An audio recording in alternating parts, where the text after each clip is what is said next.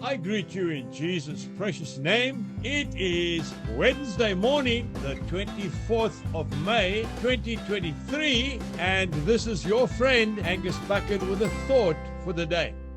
We start off in the first book of the Bible, Genesis chapter 18 and verse 14. And the Lord asked Abraham, "Is there anything too difficult for me?" And then we go straight to the book of Zechariah, chapter 10, and I'm reading verse 1.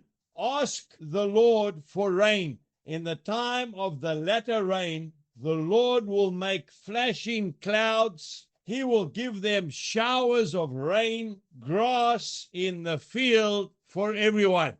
Rain is a blessing from God. And you'll only really understand what I've just said if you have been through a horrific time of drought. There's nothing worse than drought. You get up every single morning, the sun comes up, the small plants try to make a recovery, and by 9 o'clock, they shrivel up again. Dust blows everywhere. There's no water. The cattle are thin. It is horrific. But when the gentle rain comes, and the new grass comes and the cattle get fat and the crops start growing, it is a blessing from God. Oh yes, our Lord is the rainmaker, and that's not a derogatory term or a familiar term. He is the only one who can make rain. No one else can make rain. You know, tongue in cheek, sometimes some of the men meet me and they say, "Here comes the rainmaker." And I quickly pull them up and I say, "No, I'm not the rainmaker, but I am one of his sons." Oh, folks, I can't explain it to you. You know, when you pray the prayer of faith and you believe, you really believe, God comes through for you every time.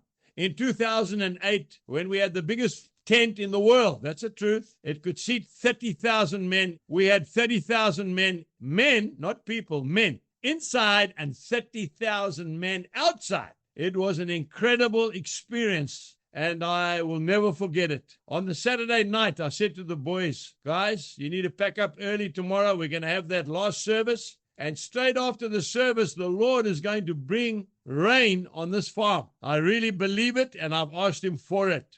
You know what happened? At about 3 o'clock in the morning, I heard these big coaches, these big buses from Cape Town, from Pretoria, Johannesburg, starting to pull out from the camping area. And I was, I don't know why, I'm a man of little faith, but I started crying out to the Lord, "Lord, they're leaving already. They're not even waiting for the last service." No, they weren't doing that. They heard what I said on Saturday night. They didn't want to get stuck in the fields. So they were parking their vehicles alongside the road and walking back to the big tent. Well, after the meeting, and I have got 60,000 witnesses, after the meeting, I said the benediction, goodbye to the boys. I said, "Guys, get home now." And as we walked out of the tent, drip, drip, drip, and then showers, and it rained for 3 days and 3 nights. Our God is the rainmaker. He's the miracle worker, and he loves you. Call on him today, and he will help you. Jesus bless you, and goodbye.